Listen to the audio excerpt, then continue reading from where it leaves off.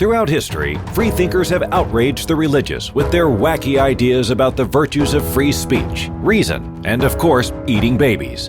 Now, God is dying, and it's time to dispose of his remains.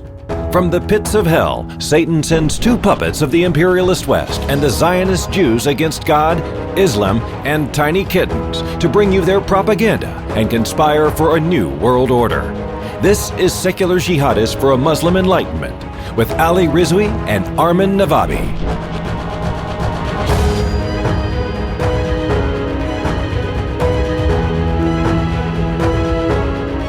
Welcome everybody to another episode of Secular Jihadists for a Muslim Enlightenment. My name is Ali Rizvi, and with me here is the great Armin Navabi. He's a great advocate for the Hindutva movement.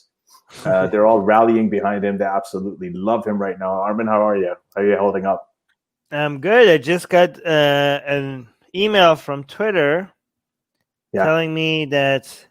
Oh, the second one. 2 emails and saying that the law enforcement, Indian law enforcement, has filed a legal complaint against my tweets, and Twitter is emailing me, telling me that they're not going to take it down. So it's very interesting because I usually get these emails from Pakistan.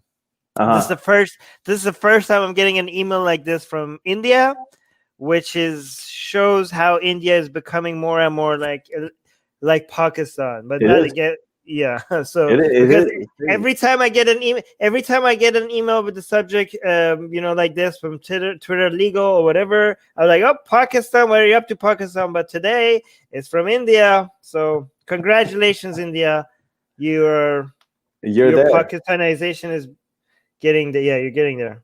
Yeah, all of this shit has to change. It's just but I'm really glad that you've exposed that. It's amazing. I actually never thought it would be at the scale that it is right now.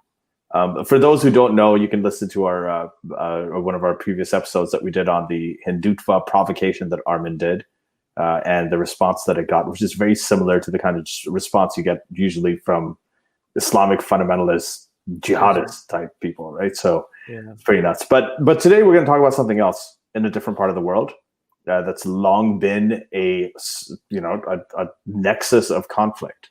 So the Trump administration has brokered peace agreements between Israel, the UAE, and Bahrain. And this is largely to the credit of Jared Kushner, who's Trump's son-in-law. The deal has been praised by many conservatives and by liberals around the world, but there are several important questions that remain, and we are going to talk about them. What does a quote-unquote peace deal look like between 2 nations or 3 nations who aren't really at war? How does Iran play into this? I mean, this seems to be like the enemy that Israel and those Arab states have in common and have a strategic imperative to compete with. And finally, where are the Palestinians in this? Like, what happened to the Palestinians?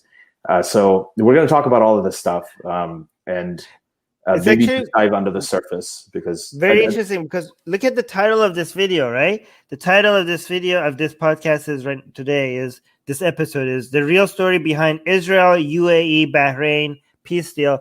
Okay, so the main countries involved are Israel, UAE, Bahrain, and United States. But even though all of these 4 countries are always mentioned, this deal is mostly about the country that is not being mentioned, right? Mm-hmm. All of these deals are mostly about Iran, even though Iran is not being mentioned. Yeah, go on. Yeah, it's interesting. There's another big country here that isn't really officially in the picture yet, and it's Saudi Arabia.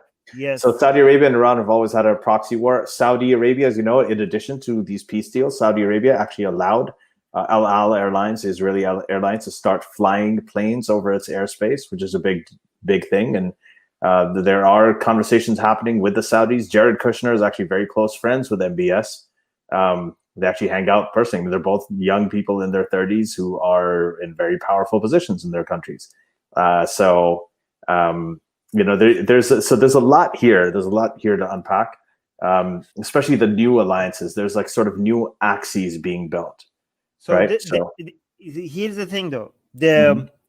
Basically, if Saudi Arabia, I mean, people already know that Saudi Arabia and Israel are like talking and working with each other behind the scene, but like the consequences and the messaging and the symbolism of Saudi Arabia and Israel ever officially making a peace deal with each other is huge. That's going to be massive.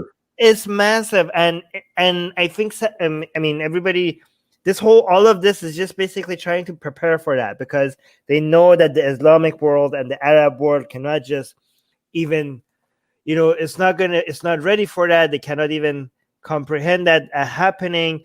I mean, think about all the historical consequences of Egypt, so making the deal with Israel, and all of the the assassination, the betrayal, the political backlash to that, the theological Islamic backlash to that, all the movements that was born from that.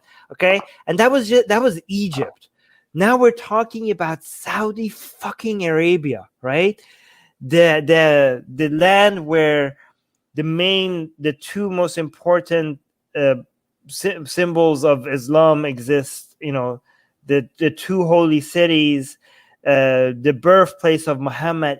I mean, the fact if they make a peace deal with Israel, I don't know. I can't even predict what the political and the Islam, the movements that's going to just be born out of that, the reaction to that.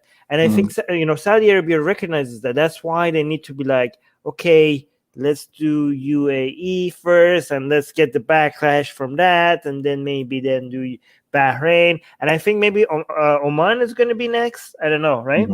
Is it Oman going to be next? Yeah, I think I think a lot of the strategy behind this is it's really interesting. So the UAE is the most sort of internationalized. What do you say? Internationalized, like economic. It's one of the biggest economic powerhouses. It's sort of in the Arab world.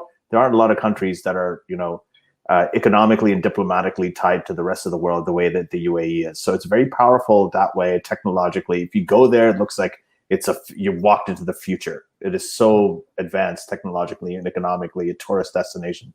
And then you have Israel, which is also in the region, not an Arab state, but also one of the most advanced regions in the country. So their alliance is this huge economic powerhouse. It's a powerhouse access, like in terms of the just economic strength.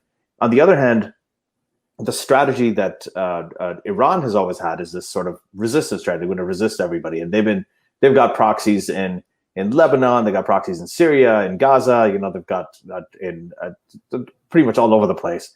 And that resistance and fighting against the enemy and everything, it's going to be that resistance strategy versus this economic alliance to see what overpowers what. So there's that aspect. That is, I think, a big way to counter Iran for to form these alliances. And obviously, if Saudi Arabia gets into it, when Bahrain gets into it,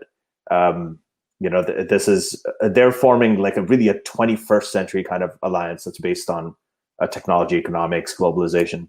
Whereas Iran's got the sort of traditional, we're going to fight the great Satan kind of thing, that the old school, like fighting the enemy, military type thing. And those are the two things that are really going to go up against each other. Did you see the Grand Cleric in Saudi Arabia trying to prepare people mentally for this?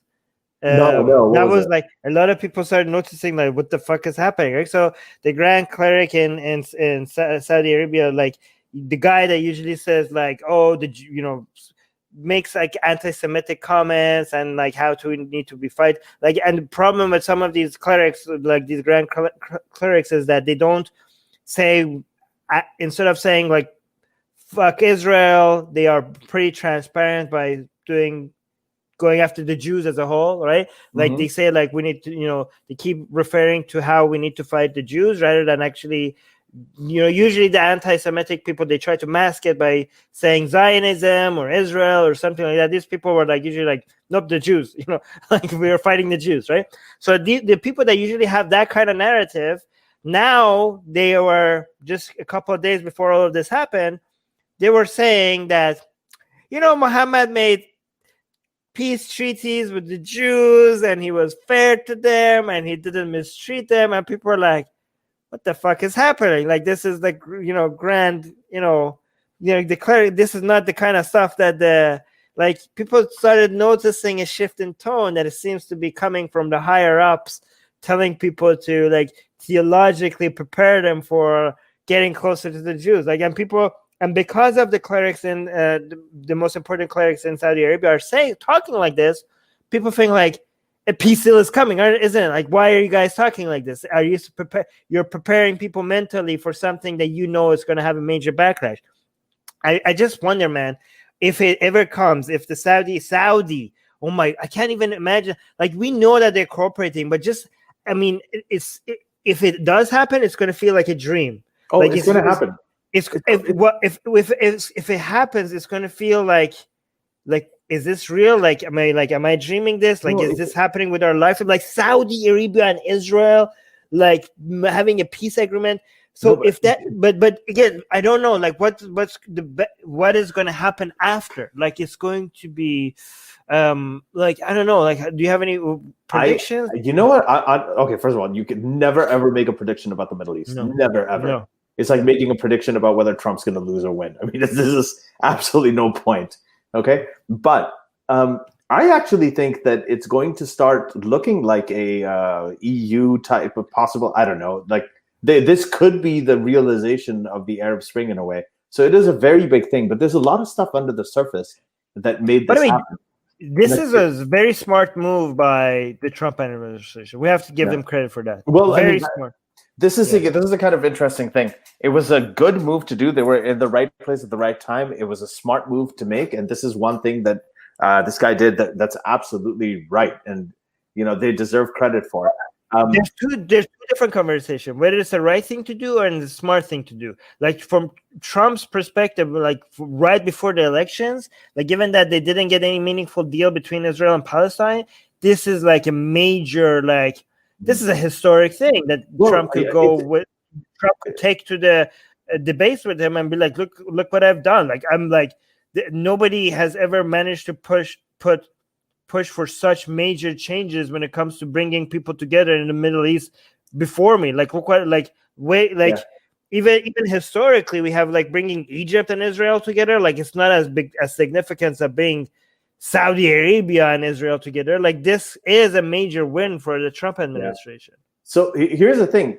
The thing is that this was actually inevitable. And you have to look at what, you said that we couldn't bring the Palestinians and the Israelis together, and they did this. So the way that I'm seeing it, the way actually it's not just me, but I think a lot of people are seeing this, is that the reason that this happened is because they couldn't bring Israel and Palestinians together. Yep. Remember that deal that was proposed that Israel will be able to get 30% annexed, 30% of the West Bank, and then 70% of it will stay with the Palestinians. And Netanyahu himself, right, helped draft that deal. And everybody's saying, "Oh, the Palestinians weren't even involved in this deal." 30, and then he himself rejected the deal of getting at 30% of the thing. So then he said, but again, that deal and could also have been for it to put out there for it to get rejected, just to show that they're not going to play game because they move to.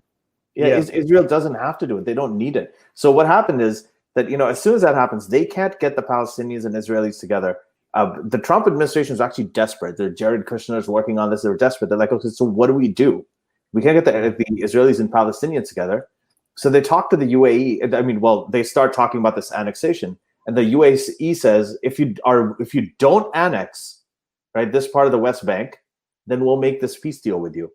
Okay, now that's important because what happened is that what Israel's trading is a. I think this is even more significant, though. Yeah, than whatever that deal would have. I'm coming to that. I'm telling why it's so. What the part of it that I find the most interesting is that what Israel did was it took a non thing. It just basically said, okay, we're not going to steal this land, and they exchanged that.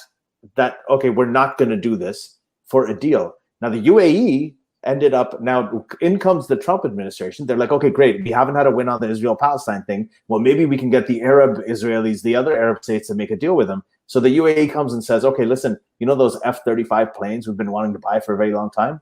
So the UAE, the F-35 is the most advanced military airplane in the world. Okay, which the UAE doesn't need. Yeah, they've been trying to buy it for years, like I think 10 years or something, and the US would not sell it to them. Netanyahu didn't want the US to sell it to them. Then Trump says, you know what? They could look up the headlines, just Google it, F-35 planes. Trump is like, it's okay, I'll sell them to you. Like he just said, I'll sell them because it's the elections coming up. He's screwed because of the coronavirus. He needed like a really, really big foreign policy story, right? And then what happens is that Israel said no. No, they agreed. The F-35 planes, the U.S. At first they said no. No, that's part of the deal. Like there's an understanding. The reason that the UAE and the Palestinian deal, one of the reasons that it came about is because they reached an understanding that the F-35 plane sale is going to be made. But, so okay, yeah. No, I mean, that's just one aspect. I'm just saying there are a lot. Wait, James is having an issue with you calling it steal the land part that you say. Oh, it's stealing the land. It's illegal. It's illegal by definition by international law. Okay, yeah, but we could have another live stream about that another day. Okay. No. Wait, can I address that since you mentioned it? No, because then I have to respond to you, and then this is going to turn into. I'm going to say it a very simple way. Right, Netanyahu, part of his coalition, it's a parliamentary democracy, so they have to make coalitions with other parties, are these sort of like far-right Jewish settler things that are super religious. They believe that the West Bank was given to them by God, Judea and Samaria, like that it's biblically... we're getting off topic. We're getting off topic. Really quick thing. Netanyahu needs their support, okay? So they were saying that whatever, but this was actually designated land that is not Israel's. It's just not by international law. It's just not, so... Okay. When I was in Israel, there were many Zionists who were against the settlement. So this is not, but that's a different topic. So I actually want to mention a couple of things. How this was a very strategic move against Iran, and it works. Okay, like this was a major. This is bad and good for Iran at the same time. Okay, so I want to talk about that. I also want to mention about how the fact that Iran was boasting about how they're finally at Israel's borders, right? Because you remember, Iran was doing an empire building, a Shia empire building in the region, and a lot of the highest religious officials in Iran were saying, like, you know what Khomeini promised today in Karbala, tomorrow in Jerusalem.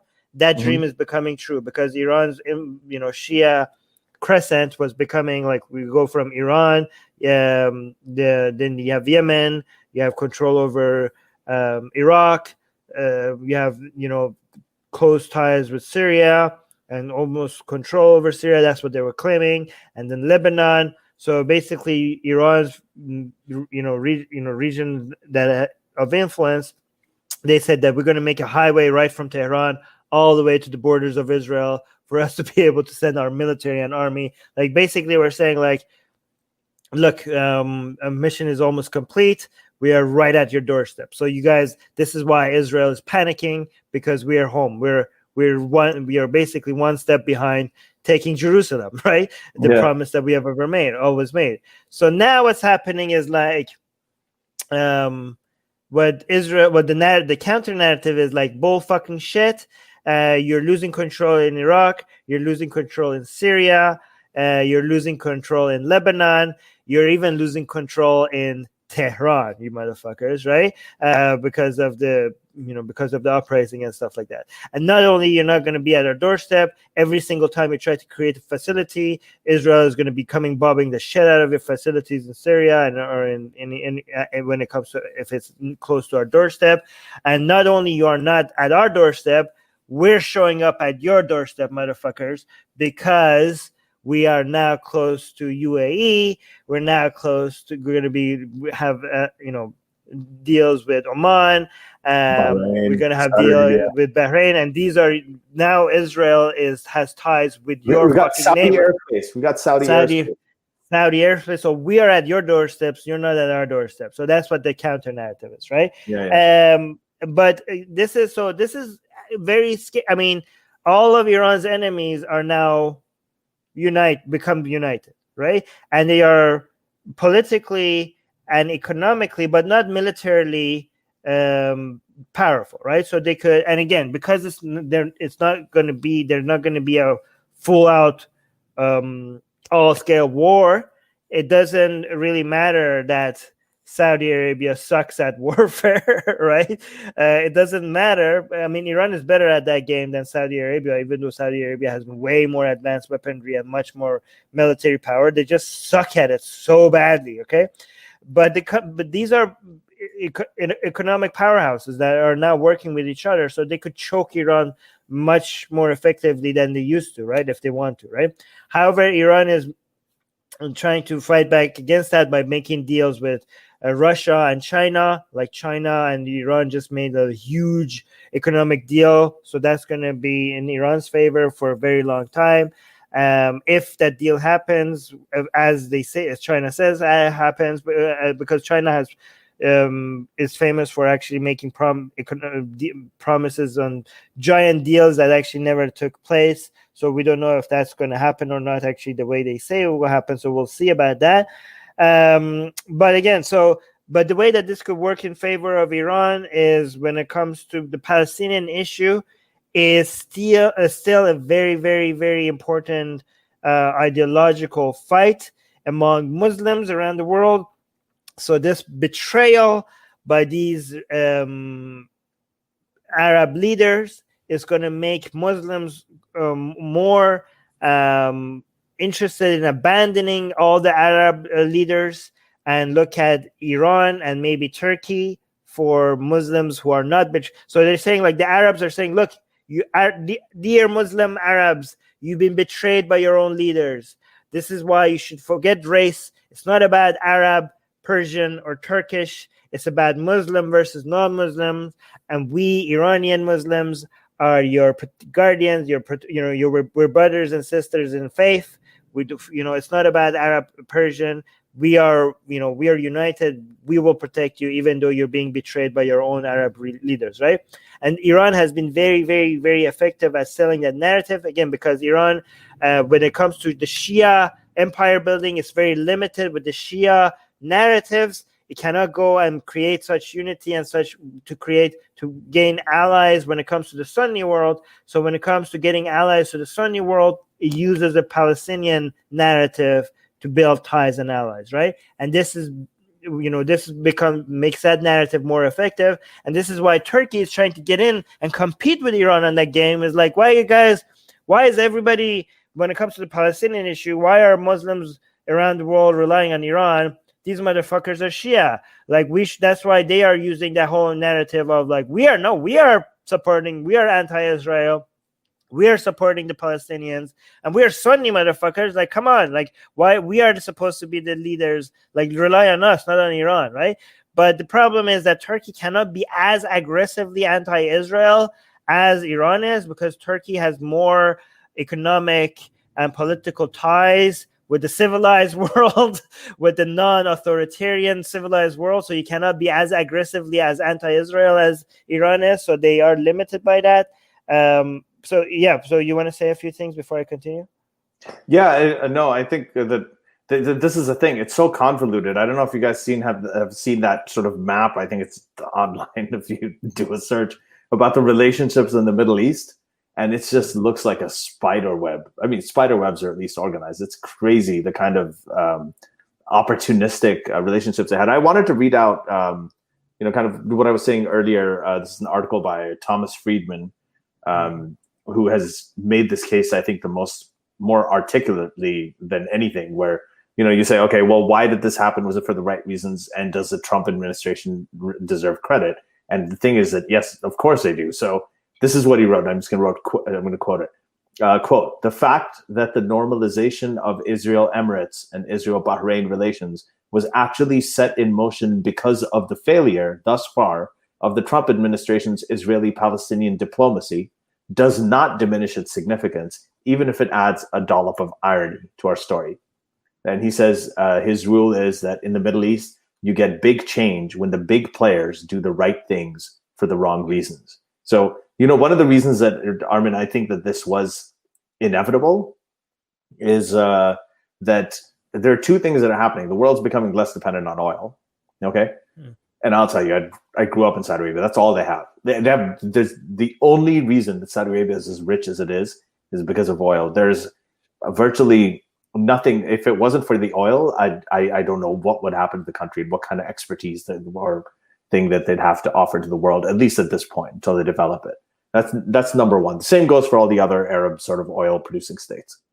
The second factor is that a huge percent of the population, 70 to 80%, is under the age of 30. The youth is massive over there, right? So, and the youth is more interconnected.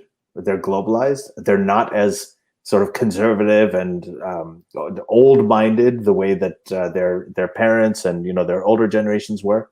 And they want to move out, and they want economic opportunity. They want employment. They have like all of these things are real issues. So eventually, they're going to have to reach out. Now, the reform is happening. Economic reforms are happening. Kids are getting more sort of educational opportunities, getting more career opportunities. The Arab states are not that open yet, obviously, when it comes to political dissent and diversity of thought and religious dissent and so on. But when it comes to all of the other things, they have it in place, and inevitably that's going to happen too. So I think that the Saudi-Israel deal is inevitable. I don't think that Iran is going to, with its all of the stuff that, okay, we're going to use the Israel-Palestinian issue as a thing to recruit jihadists in Gaza and jihadists in Lebanon and in Syria and all of their proxies. That model of putting up a fight or going against anybody is just not going to hold. The model right now is of globally being interconnection, economic interconnection between states. And now that the oil is becoming more and more a thing of the past, you have electric cars, you have all this other stuff happening, they have to move in that direction. There's no other way. But Ali, there's still these countries where the leaders are becoming closer to Israel, the population still is very much anti-Israel. Okay, sure. So don't you think Iran has an advantage of feeding, trying to take advantage of the gap between the leaders and the people?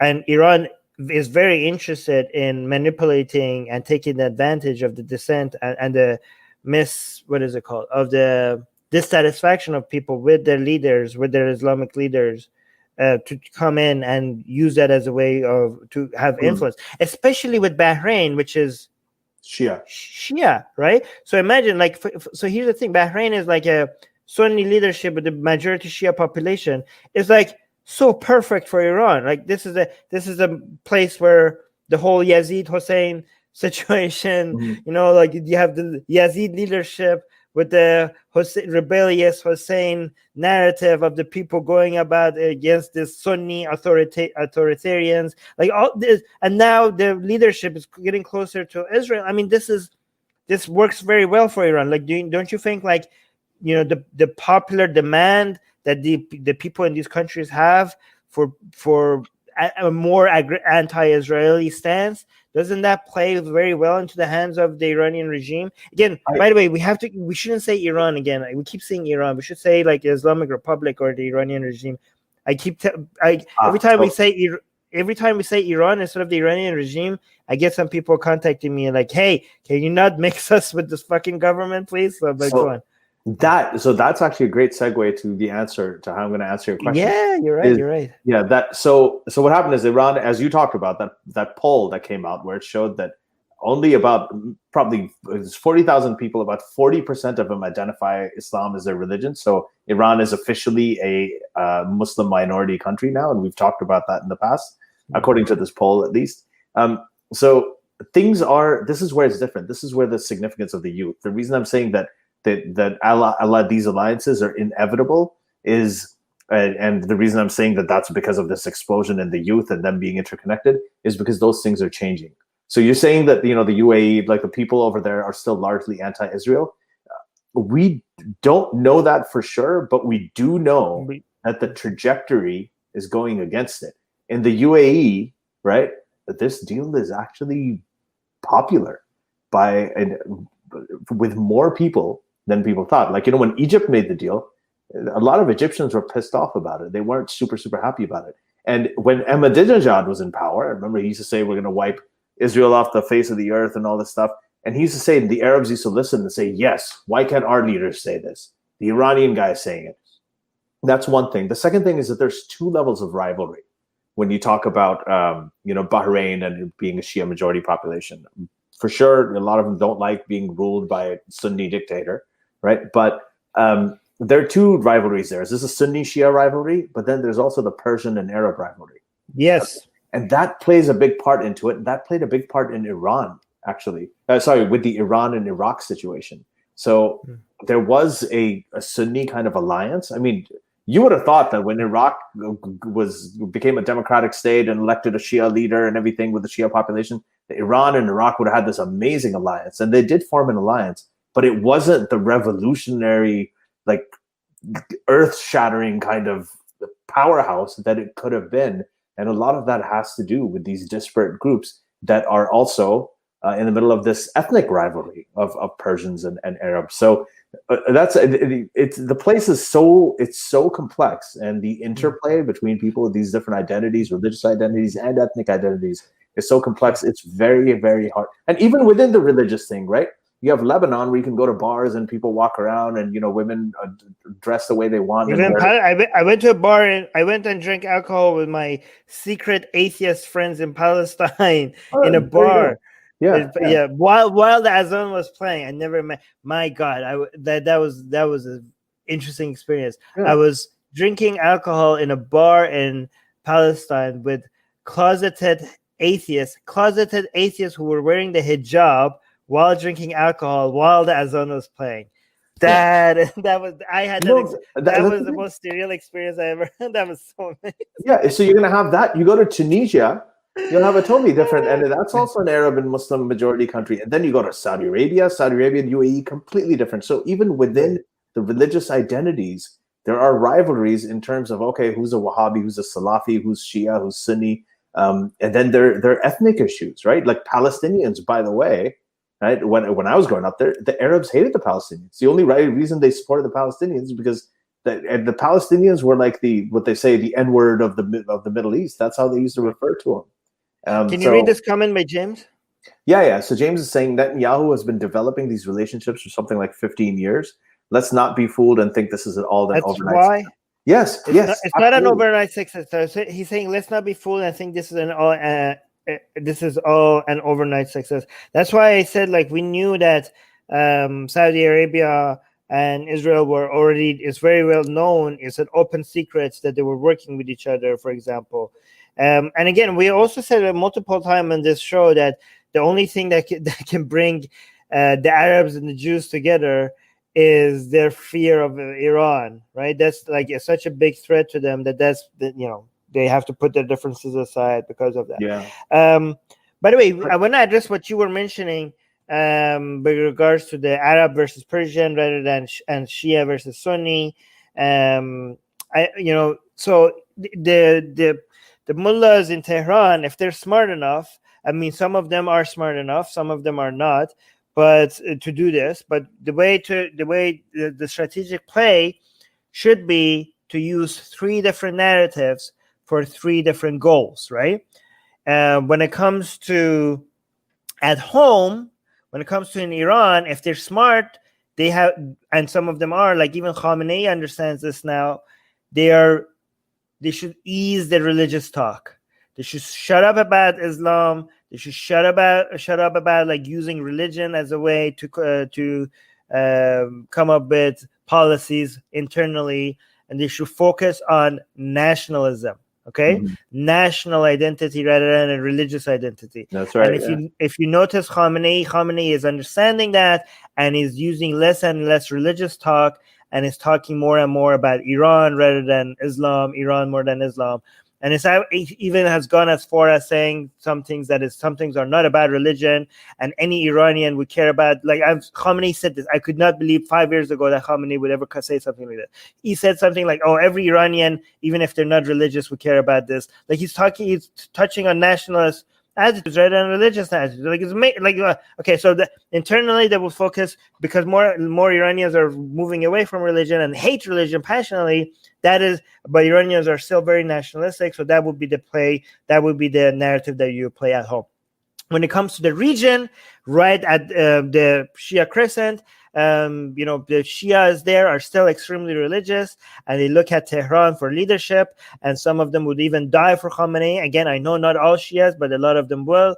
And in the Shia crescent, when it comes to Iraq, Lebanon, Yemen,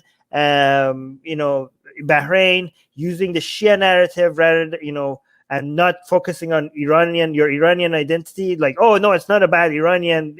When it comes to people in Iran, you have to be like, yes, we're Iranian. We're better because we're Iranian. But when it comes to people on this kind, like, no, we're all the same. We're all Shias. The Sunnis are evil. Fuck the Sunnis. They're puppet monarchies of the Western imperialism. Let's bring a Shia unity and fight back against them. So that's what you say around the Shias around the region, and that's the narrative that works around them. But then so that's a bigger circle. And then once you step backwards again, when you look at the Islamic world, then you're like, no, it's not about Shia-Sunni, guys. We're all Muslims. Who cares about Shia-Sunni? We're all united. We're all Muslim brothers and sisters. And, well, who cares about the sisters? We're all Muslim brothers. And, fuck Israel, right? Yeah, fuck Israel. So, let's get united against these Zionist agenda around the region. So these are the three. So small circle, Iran, focus on nationalism. Bigger circle, the Shia crescent, focus on Shia narrative versus the Sunni narrative.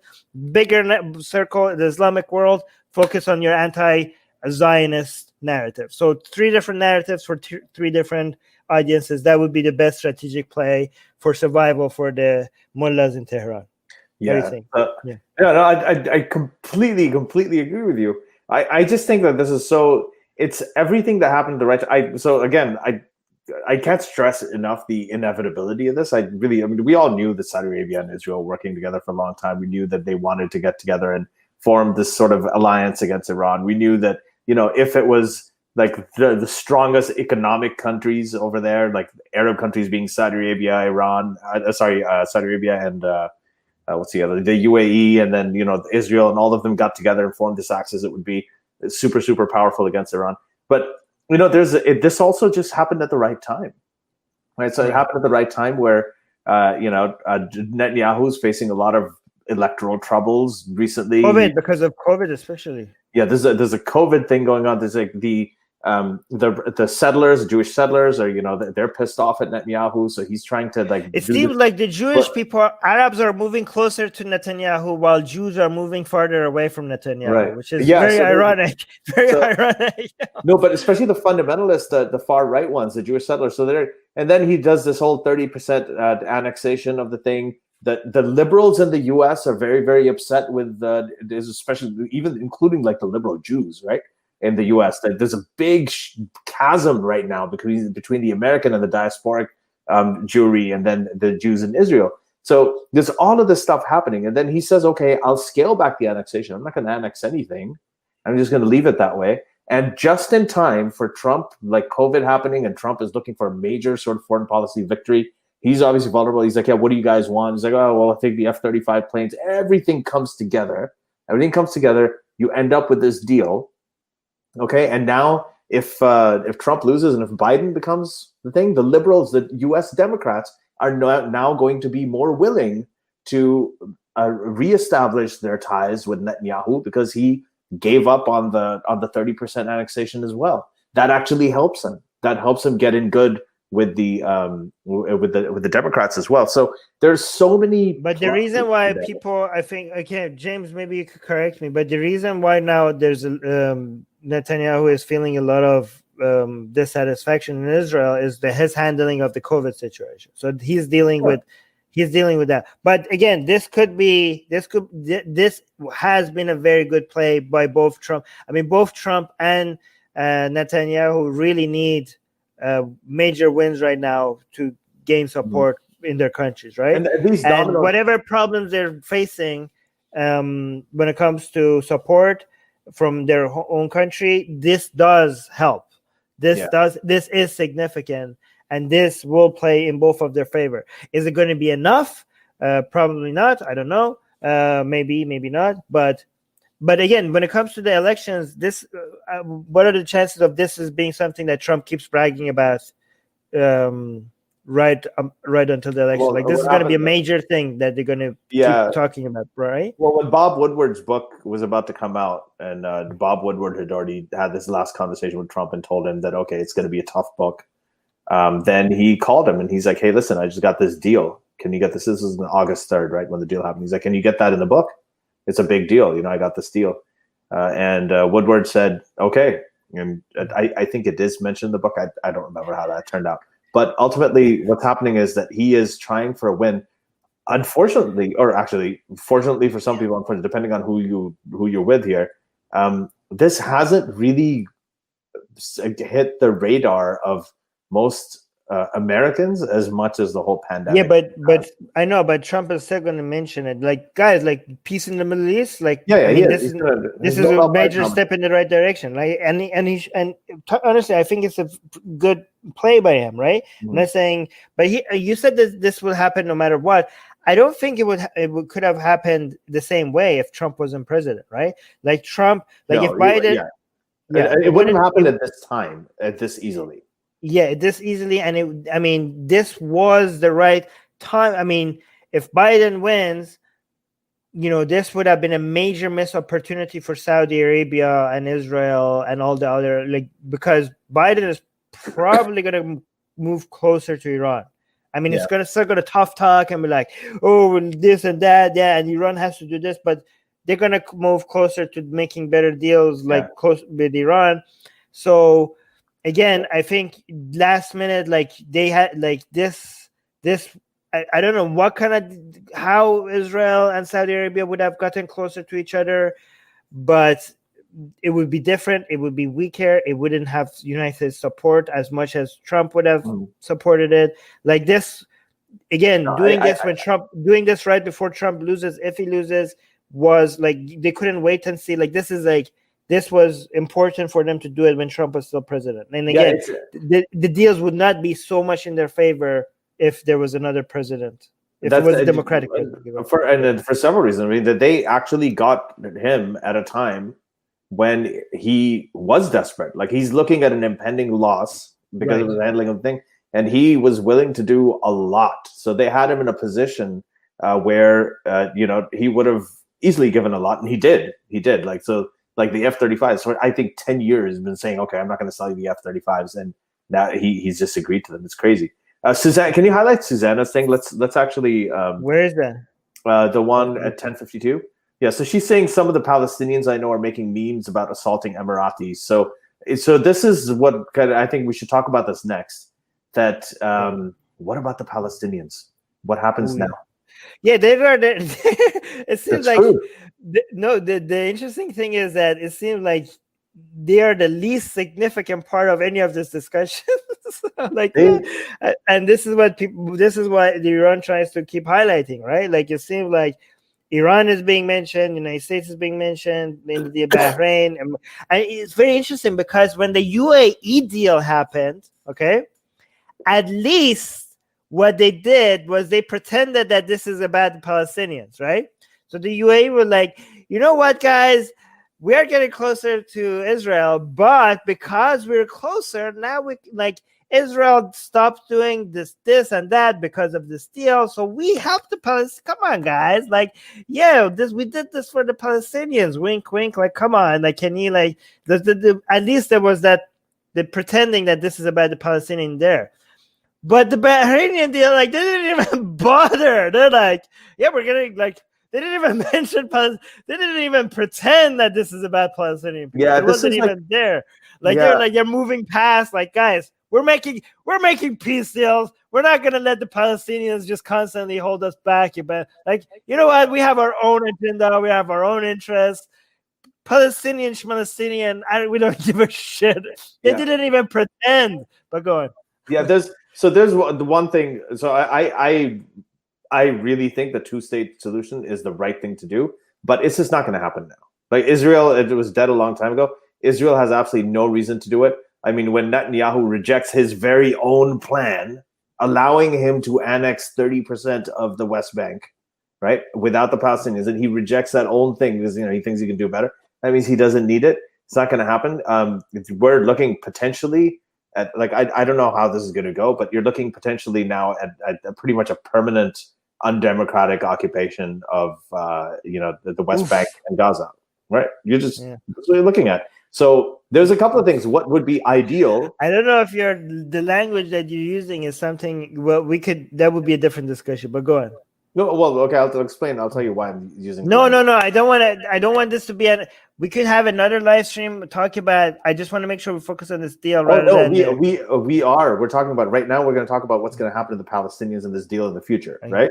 So that's what I'm saying. Is that right now the Palestinians? I mean, they're living in. So they're going to be living in this occupied territory. They're not going to have the support of all the Arab states like they did before.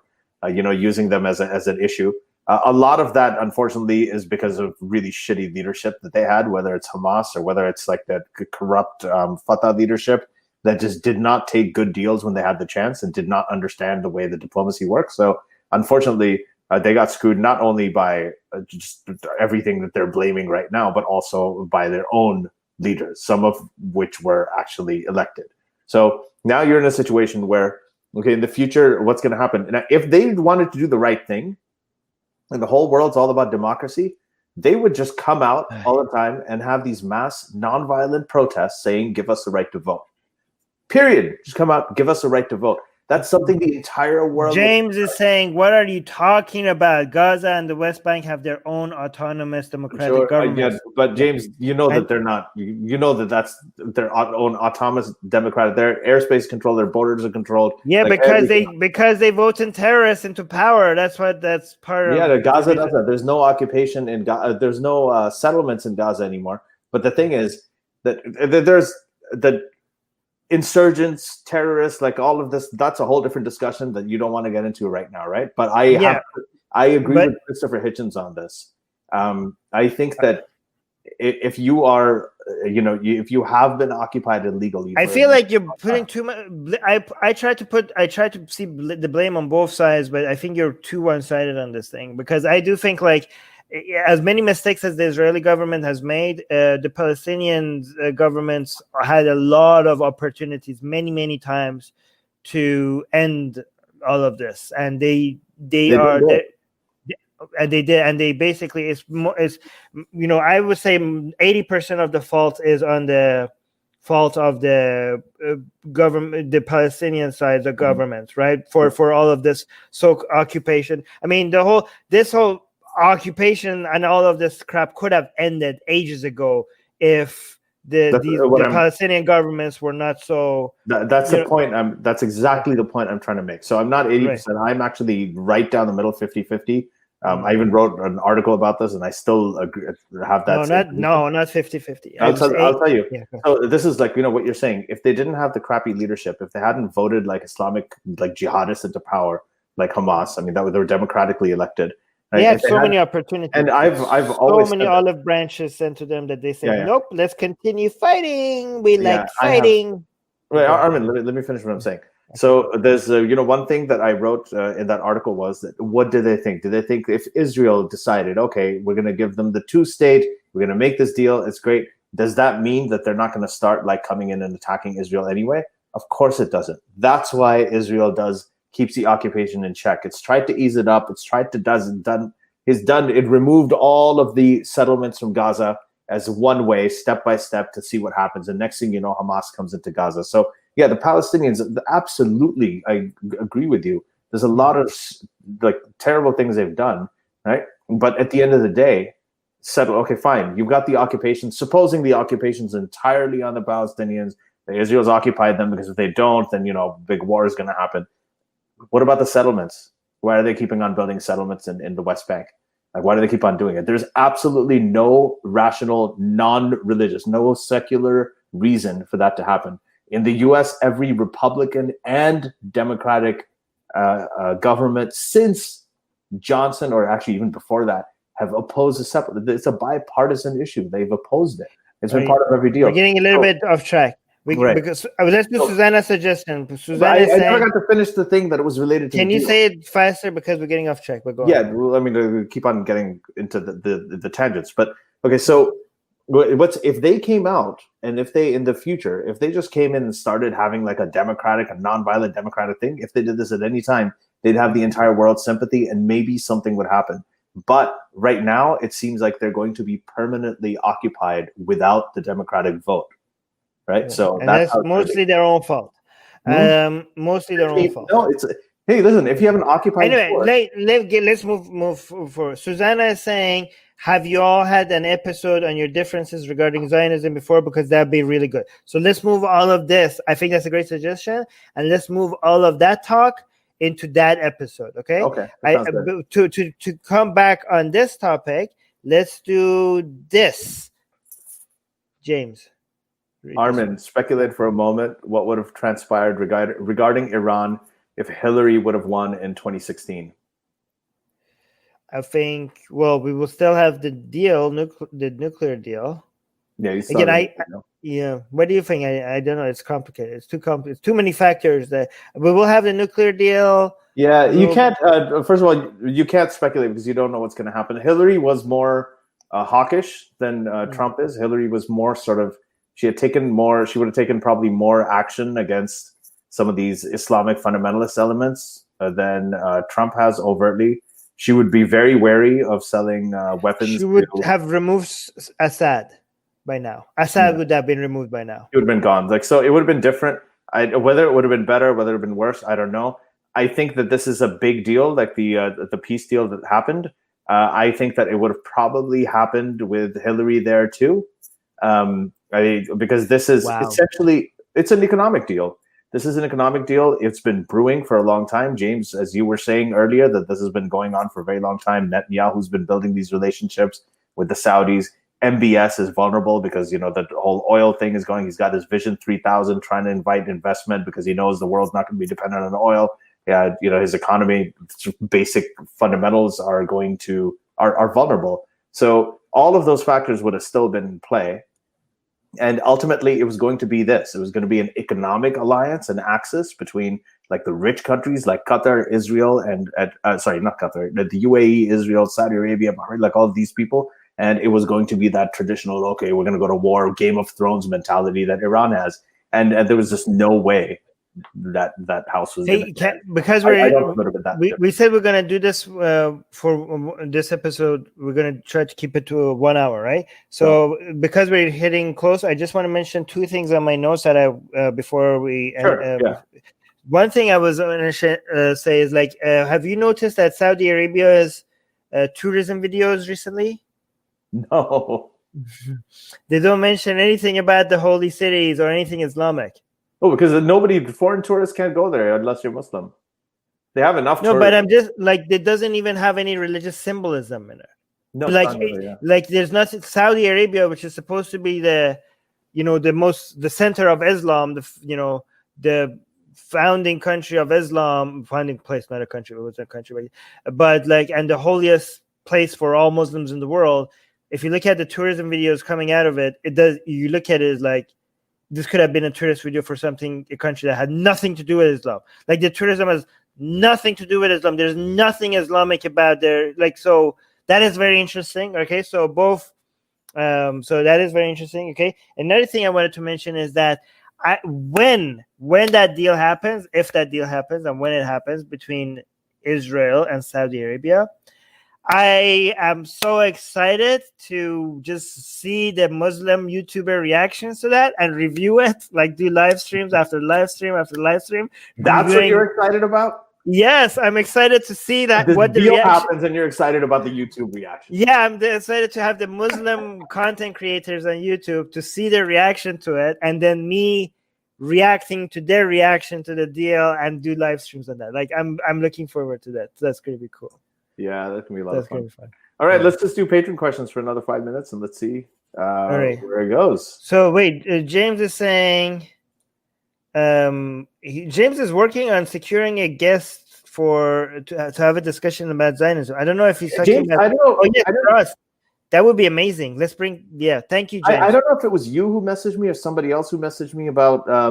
There was somebody to talk to, but they never actually reached out to me. So if you could remind them if it was you. Otherwise, I would love to talk about this because everybody has different definitions of what Zionism is, specifically Jews. I think it came about after Seth Rogen said that thing and he got into trouble. I think it came about after that, but would love to talk about it.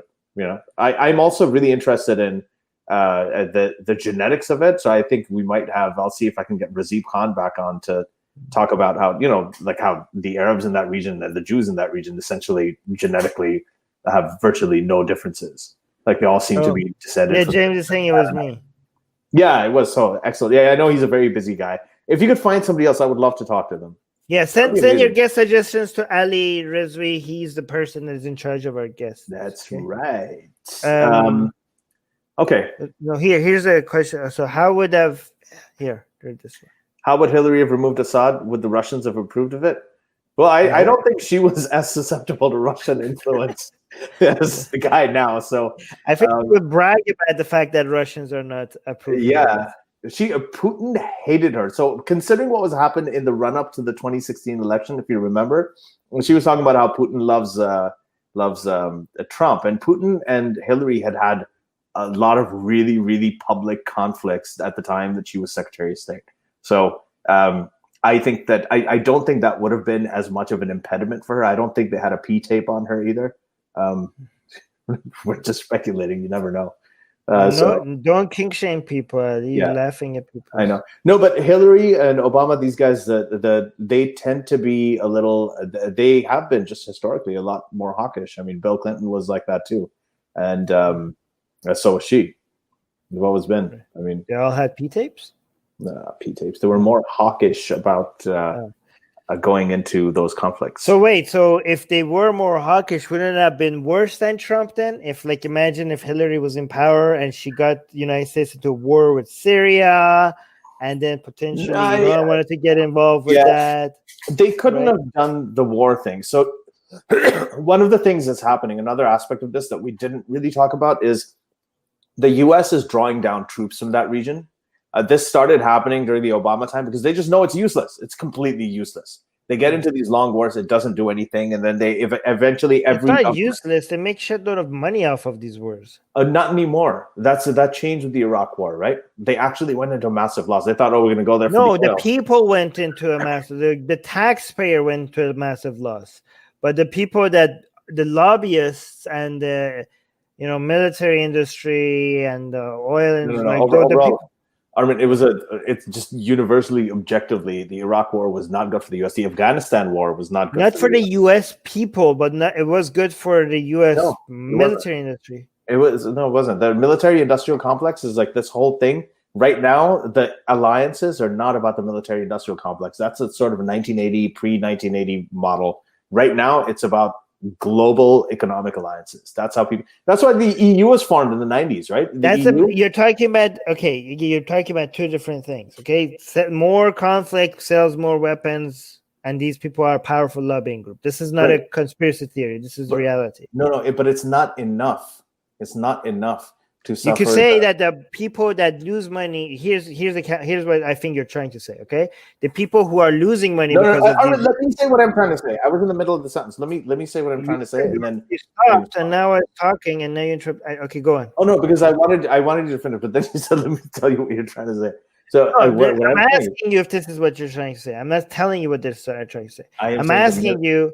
Maybe a better take would be that the people who are losing a lot of money because of these wars, they're also powerful lobbying groups, and they also have influence. Maybe that's what you want to say. Okay, so that's part of it. But what I really want to say, is that this whole the military. Of course, you're going to make more weapons. You're going to make money of it, but that cost, right, is not as profitable as what you lose in compromising these relations. So I want to. They're not the same entities. I'll give you a quick example. This started in the 90s with the EU. So the EU, you remember there was a big war in the Yugoslavian country. There was Yugoslavia before, Albania, Bosnia, all this conflict was happening.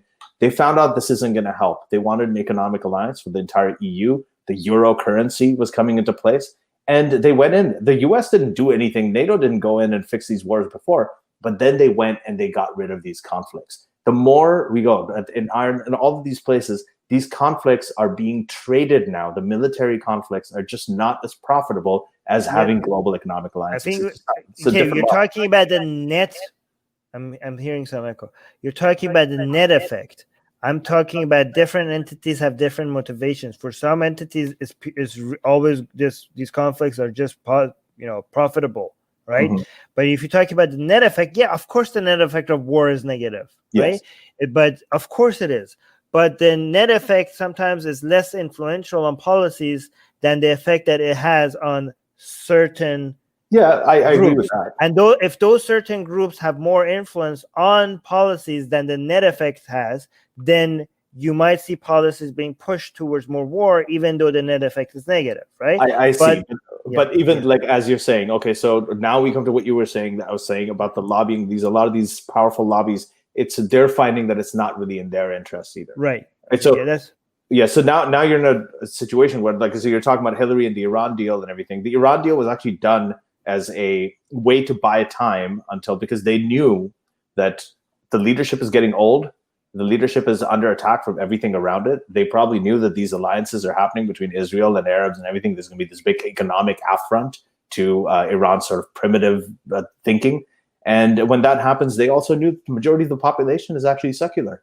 They're moving in that direction. So they were buying time, and they're like, okay, after 10, 15 years, we think that this is going to change. And that was the thinking behind the Iran deal. Right. So James is saying, I'm not suggesting that she would have needed Putin's sign-off. I'm referring to the military consequences.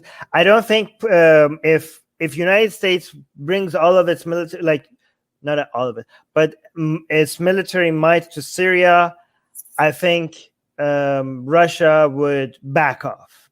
I don't think Russia will be ever interested into going into full-on, head-on-head confrontational war with the United States. As long as the United States is using its proxies or a little bit of its force here and there, I think Russia would also be interested in using its own military forces directly. But I mean, Russia would not dare confront United States military might directly. So I think if Hillary decided to just move into Syria and remove Assad or something like that, I'm not saying it would have gone that far. I don't know. But if she did do that, I don't think Russia would no, we're going to use our military directly to stop the United States. That would not happen. I think, James, actually, I think you do have a really good point. I think we're going on this assumption that Hillary would have removed Assad. Sure, but there might be. She may actually not have, because I mean, Obama had the chance to do that. Like, there was a chemical attack on fucking kids there, and we all saw videos of it. And he drew a red line. That I'm going to draw this red line, and he never came through on it. In fact, what he did was, when Russia said it's okay, we're going to take all of Syria's chemical weapons, we're going to keep Assad in check. He's like, okay, done. Yeah, no, I don't have to cross my red line. It's okay. Russia's taking care of it. That's how that conflict ended. So there was a hesitancy to removing Assad, and one of the reasons is that every time you remove an Arab dictator, guess what comes out in its place? Islamic fundamentalist parties, Muslim Brotherhood, everything. And you saw what happened the Arab Spring. Yeah, but they don't care. Hillary wouldn't care. In Syria, it was ISIS. It was eventually ISIS. It became more opportunity to intervene. Yay! Yeah, James. Okay, James is saying, yes, I don't think Syria would be Putin's hill to die on. Yeah, I agree. Neither is Iran. Like again, all of these Iran seems like a significant ally of Russia right now. To have for Russia, for it to be able to use its its ties with Iran and Syria right now for Russia to have a say in what happens in the Middle East. But again, if Iran becomes too hot, Russia is going to be willing to drop it like a hot potato, they were never friends to begin with, right? Again, these are all just strategic alliances. It's not ideological at all. And Russia is not going to be willing to this is why a lot of Iranian people are saying that, oh, you think Russia is defending us? Russia, they keep talking about the history of Russia and how it backstabbed Iran every time it was in their favor. So they were saying we can't just bank on Russia's support for us to survive in the region. So that is also something. So what James is saying about Syria is also true about Iran. Anyways, we're over an hour, so let's end this here. That's great, guys. Thank you very much. Actually, this was really good because I felt like because I knew we had an hour. I think I was really it was cool. I love it. Yes. Yes. And yeah, I like how when you, this, like, usually live streams that is public is just like so chaotic and there's so much stuff coming at you. This is more like just with our patrons, and it's chill and it's relaxed, and we have like very intelligent discussions here with our patrons when we go. Yeah, and if you're listening to this on the public version, if you're listening to the local, fuck you. Oh yeah, no, no, become a patron. Become a patron. Yeah, become a patron so that you can actually talk to us while we're having these conversations. Link to our Patreon in the description. Yes. Oh, we point down, right? That's what they do on YouTube. Yeah, we point it down. Yes, but they can't see it because the public version of it is just audio anyway. So we're pointing down right now to the description. Like, guys, come. Why are you listening to the audio version of this? Did you want to see our pointing down? Yeah, no. Well, us reacting to this, like you will see on our face how we feel about the things that we're talking about. Okay, so become a patron. Yeah, so become a patron so you can see that. Anyways. Yeah. No, I mean, it's great if you're listening to this publicly, just the audio. You probably think we're both equally good looking, but right. Oh, let's just read just these comments. James is saying before we lose sight of the original topic, let's remember that peace is good. It's Rosh Hashanah. Is that how you say it? Rosh Hashanah? Rosh Hashanah, yes. The new. Hey, Shalom. Happy New Year, whatever. I don't know. Is that how you say it? The Jewish New Year. Have a great night today, everyone. Susanna saying, love you, boys. We love you too, Susanna. Family time. Matt is saying, LOL, my wow. Like and subscribe, etc. Yes, if you're listening to the public version of this, subscribe to our YouTube channel as well. Thank you. Yeah. The secular jihadists have been made possible thanks to the Illuminati and the covert support of Israel and the CIA. That's what we have been told, but we haven't received our checks yet.